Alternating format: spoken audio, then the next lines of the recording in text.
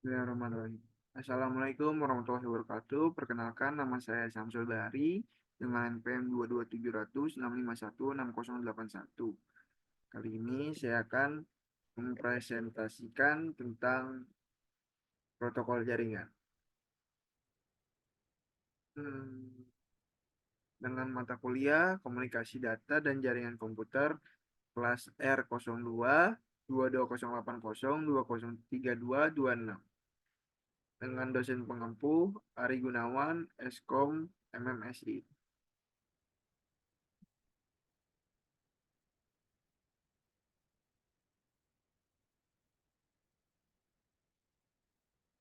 Komunikasi data dan jaringan, bab 11 protokol jaringan.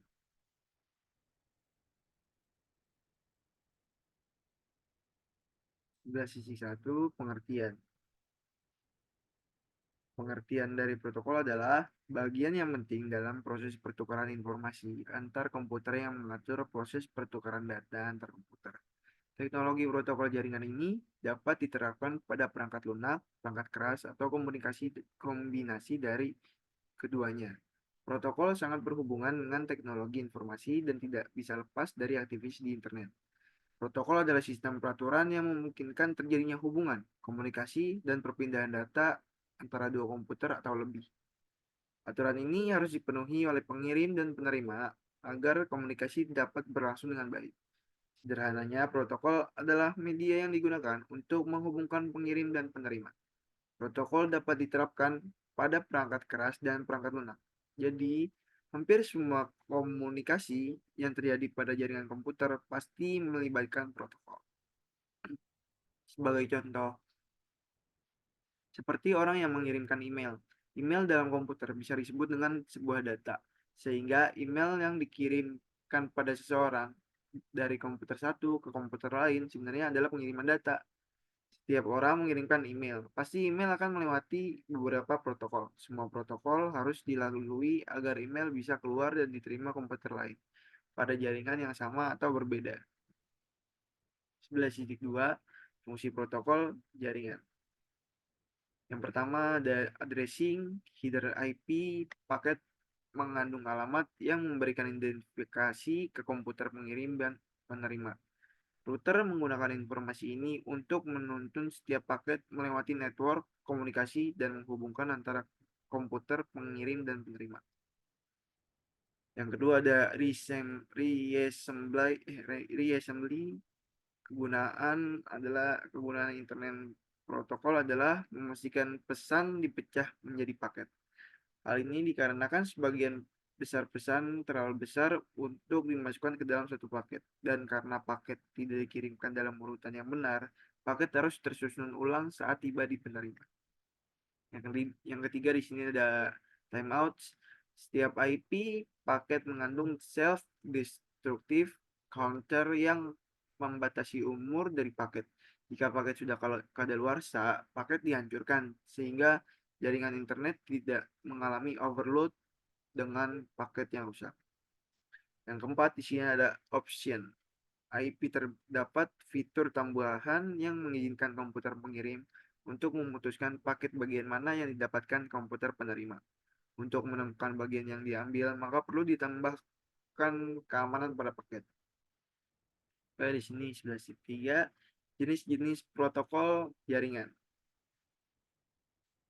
Yang pertama ada TCP atau IP, itu adalah Transmission Control Protocol atau Internet Protocol. TCP atau IP adalah standar komunikasi data yang digunakan komunitas internet untuk proses tukar menukar data dari satu komputer ke komputer lain dalam jaringan internet.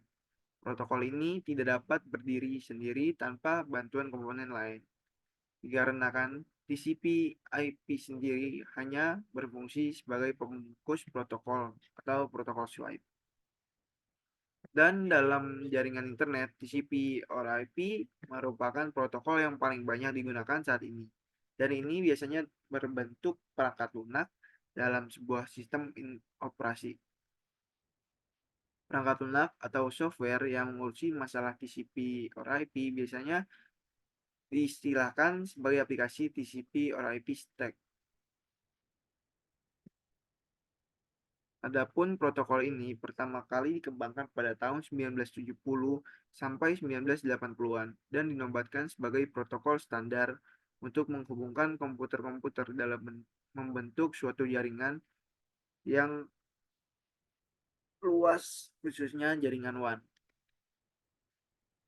Lalu di sini yang kedua ada protokol Ethernet. Protokol ini masih kerap digunakan hingga sekarang untuk menghubungkan komputer ke internet.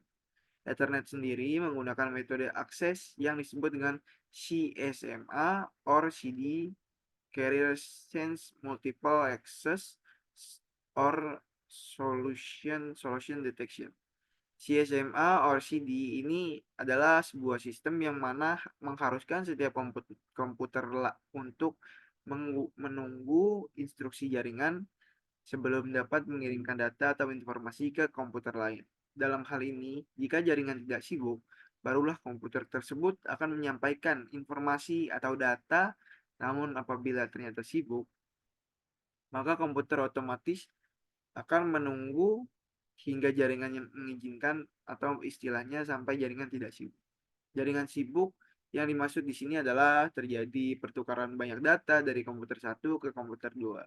Dan jika seandainya komputer 2 juga ingin mengirimkan data, maka hal ini bisa-bisa mengakibatkan tabrakan data, sehingga jaringan akan mengalami gangguan. Yang ketiga di sini ada UDP or User Datagram Protocol. UDP merupakan salah satu protokol yang berada pada lapisan TCP or IP dan dapat mendukung komunikasi yang tidak andal atau unreliable. Tidak andal yang dimaksud di sini adalah tanpa koneksi. Jadi protokol UDP memiliki kemampuan untuk menghubungkan komputer bahkan tanpa adanya koneksi TCP or IP sekalipun. Yang keempat di sini ada RTP or Real Time Protocol. RTP atau Real Time Protocol adalah salah satu protokol jaringan yang menyediakan fungsi untuk mengantarkan data secara real time, seperti misalnya data audio, video, dan lain-lain.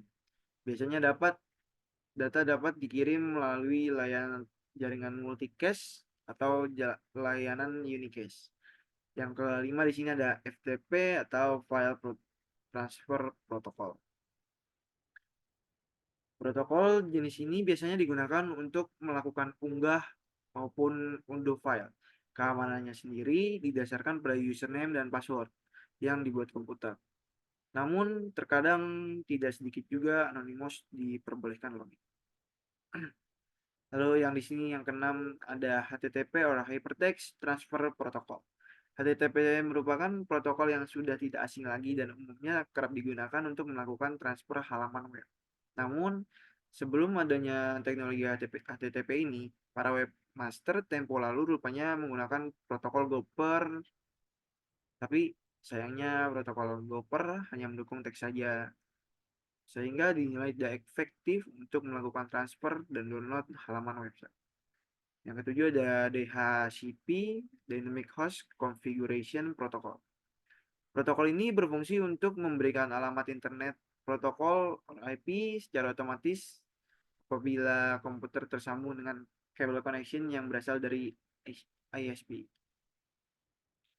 Yang ke-8 ada DNS atau Domain Name System. DNS merupakan protokol jaringan dan biasa digunakan pada aplikasi yang terhubung ke jaringan internet. Misalnya seperti perambahan internet, email, dan aplikasi lainnya. DNS ini juga dapat membantu memetakan hostname dari sebuah komputer ke IP address. Yang ke-9 di sini ada ICMP, ICMP Internet Control Message Protocol. Secara fungsi, protokol ini memang memiliki yang sedikit berbeda dari TCP atau UDP dari segi penggunanya, sebab protokol ini tidak dapat digunakan secara langsung oleh aplikasi jaringan milik pengguna. Umumnya, ICMP kerap digunakan oleh sistem operasi komputer untuk memberikan pemberitahuan bahwa komputer yang dituju tidak bisa dijangkau. Yang ke-10 di sini ada IMAP IMAP atau di internet message access protocol. IMAP merupakan protokol standar yang digunakan untuk mengakses atau mengambil email dari server. IMAP memungkinkan pengguna untuk memilih pesan yang akan diambil, mencari pesan email tertentu, bahkan menghapus pesan email yang ada.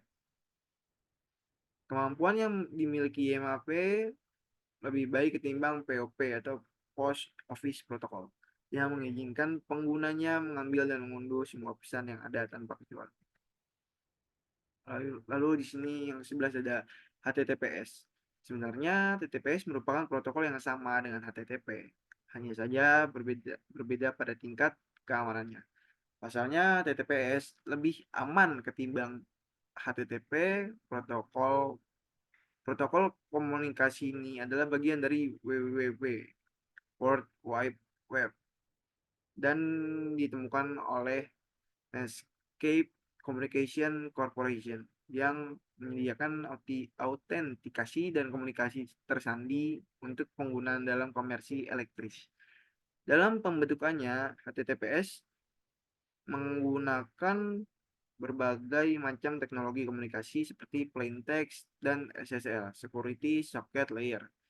Kedua teknologi tersebut memberikan perlindungan yang memadai dari serangan eavesdroppers dan man-in-the-middle attack. Yang ke-12 di sini ada SSH Secure Shell. SSH atau Secure Shell adalah protokol jaringan yang memungkinkan penggunanya melakukan pertukaran data secara aman antara dua komputer atau lebih. SSH umumnya secara fungsi digunakan untuk mengendalikan informasi dari jarak jauh seperti menerima dan mengirim file. Penggunaan protokol ini juga harus menggunakan tunnel yang transkripsi. Adapun kelebihan SSH dibandingkan dengan protokol Telnet, FTP, dan RSA adalah karena SSH sendiri memiliki sistem autentikasi, otorisasi, dan enkripsinya sendiri.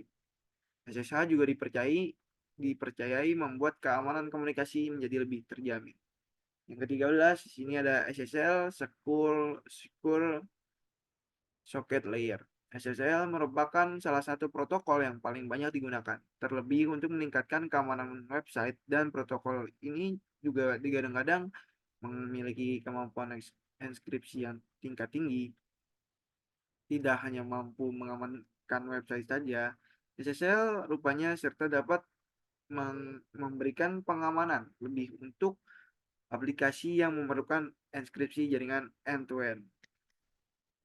Oke, kita lanjut di sini ada 11.4 istilah penting di protokol jaringan. Yang pertama ada sintaks. Sintaks merupakan format data atau struktur data yang sudah diubah bentuknya menjadi kode. Sebagai contoh, sebuah protokol sederhana akan memiliki urutan pada 8 bit pertama adalah alamat pengirim, 8 bit kedua adalah alamat penerima, dan bit stream sisanya merupakan informasinya sendiri. Yang kedua di sini ada semantics. Digunakan untuk mengetahui maksud dari informasi yang dikirim dan mengoreksi kesalahan yang terjadi dari informasi tadi. Semantics bisa diartikan sebagai setiap section bit. Yang ketiga ada timing, digunakan untuk mengetahui kecepatan transmisi data. Timing juga digunakan untuk mengetahui karakteristik data harus dikirim dan seberapa cepat data tersebut dikirim. Nah, di sini kita kesimpulan. Jadi kesimpulannya adalah hampir semua proses pertukaran informasi antara komputer melibatkan protokol. Hal inilah yang membuat protokol sebagai bagian yang penting untuk diketahui. Perkembangan bermacam-macamnya sistem informasi dan komunikasi saat ini tidak lepas dari peran perkembangan standar protokol. Protokol jaringan adalah aturan yang memudahkan untuk berinteraksi dengan sistem yang lain. Protokol membantu dalam proses pengiriman dan penerimaan data dalam proses komunikasi. Jika tidak ada standar protokol yang digunakan, maka proses pengiriman dan penerimaan suatu data akan sulit, bahkan mustahil untuk dilakukan. Dikarenakan pada saat ini berbagai sistem informasi tidak hanya dikembangkan oleh satu vendor saja. Oke, sekian presentasi dari saya. Kurang lebihnya mohon maaf. Wassalamualaikum warahmatullahi wabarakatuh.